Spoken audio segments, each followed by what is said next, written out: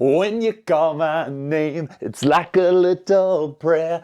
Down on my knees, I wanna take you there. I'm sorry, but that song has been in my head all week now, and honestly, I'm not even mad about it, so I hope you're enjoying it as much as I am.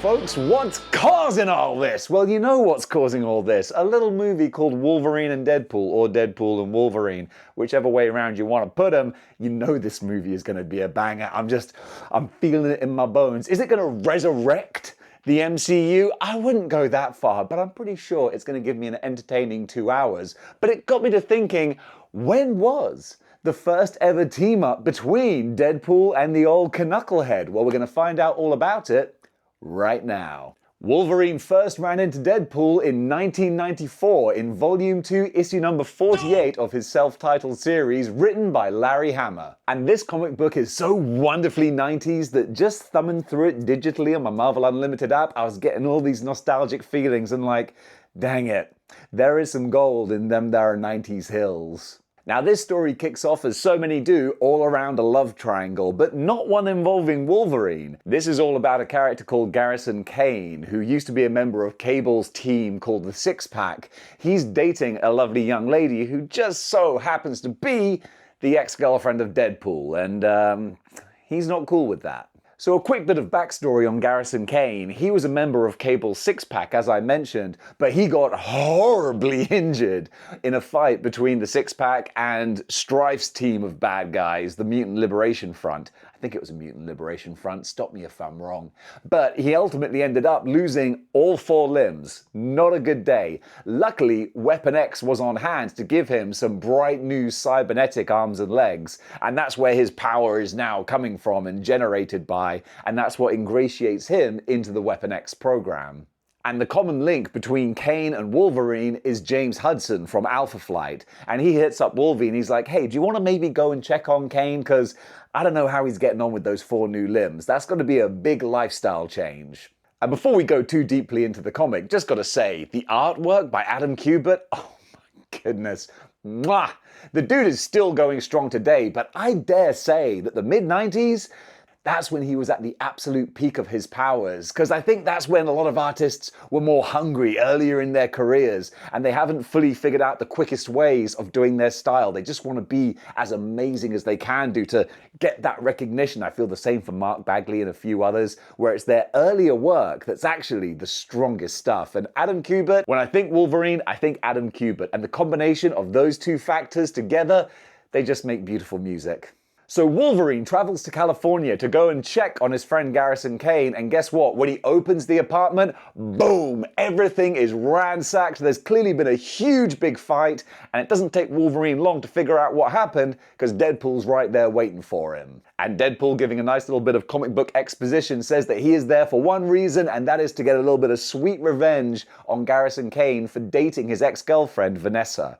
And instantly we get a great dynamic between Wolverine and Deadpool. The banter back and forth is already strong. Because Deadpool, at first he wasn't the wisecracking merc with a mouth when he was originally introduced. Maybe a bit sassy, but they hadn't fully gone all in with the Deadpool character. But already by 1994, that was starting to really take shape, and you were getting the merc with a mouth. So pairing him up with the gruff old knucklehead, it was just a match made in heaven. And the fight is so much fun, because first of all, the artwork is just incredible. But then you had this great dynamic where it's 2 characters with healing factors slashing away at each other and obviously getting nowhere. Ultimately though, Deadpool does get the upper hand over Wolverine in this fight. He impales him on his 2 swords and is able to knock him out, which is kinda surprising, but when you go back in time a little bit, you see that Wolverine wasn't always portrayed as this unstoppable juggernaut of a character that we often get in the modern comics. So after laying out Wolverine, Deadpool spies a little clue. He sees this poster for the Grand Guignol Theatre. And honestly, that's a bit of a stretch to see that and go, oh, that must be where they are. But hey, it's a comic book, we need to move this story along. So that's where he goes.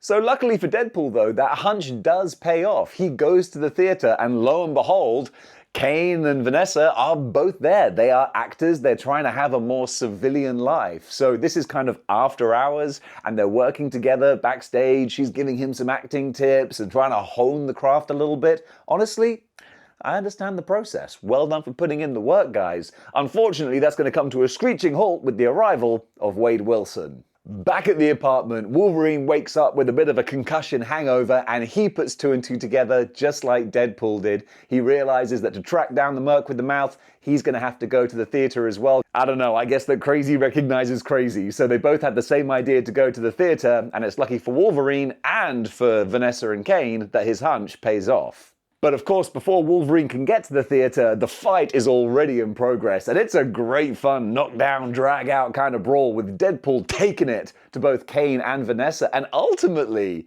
he kind of gets Kane to show his true colors in a not too flattering way. He has them both banged to rights, and he basically makes Kane choose which one of the two of you are you going to save? Are you going to save yourself, or are you going to save Vanessa? The katanas come down, and Kane, he saves himself. He's looking out for number one over here. So he blocks one katana, the other one heading towards Vanessa, luckily, at the last second, is stalled by Wolverine.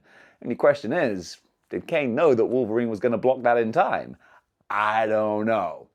But the optics don't look good. With the odds now 3 against 1, Deadpool quickly realizes that this is not a fight he can win, so he does a good old Batman smoke bomb, dropping a flash grenade and peacing out very quickly. And that essentially is a slightly abbreviated Cliff's Notes version of the first time that Wolverine and Deadpool ever interacted on the comic book page. And honestly, it's a great little nostalgia trip back to the 90s. And speaking of 90s Deadpool, oh my goodness, if you want to have a little Marvel Legends 90s Deadpool flair, then you could always pick up the 25th anniversary Rob Liefeld first appearance style Deadpool. Even a few years removed, that figure's still an absolute banger. And then Wolverine, 90s tiger stripe Wolverine. So many different versions out there, and that's still the greatest Wolverine costume. Cannot wait to see these guys mix it up in the theater. I know that obviously the Wolverine Deadpool story is going to have nothing to do with the comic book one, but nonetheless, we're going to get one heck of a roller coaster ride with all these ridiculous references, in-jokes, different characters coming back. We got Cassandra Nova, we got leaping through portals, self-referential humor, easy for me to say. Genuinely, I think they can probably do all that and hit a little bit of heart and pathos as well. If they can just combine all those elements together, this upcoming movie is going to be an absolute banger. And if you go check out Wolverine Volume 2, Issue 48, then you can see where it all started. And folks, that does it for my little recap of the first meeting between Wolverine and Deadpool. What did you think about this comic? What do you think about 90s Wolverine? Is it the best Wolverine? Oh, comment below and let me know. And if you like what you see here and you want to see more, then you know what you gotta do. You gotta join the 6-1 Clicks by clicking the like, share, and subscribe buttons, gang. Thank you so much for watching. All those folks riding up the screen right now, those are the channel members. And if you want to help out the channel even more, you can join their lofty ranks, because guys, I'm really grateful for your support. So let me know, if you are a channel member, what storylines, what characters, what histories you want to hear covered. Send me a message and I'll see if I can add that to my very long list of upcoming videos. So thank you very much for the support, and until next time, keep displaying model behavior.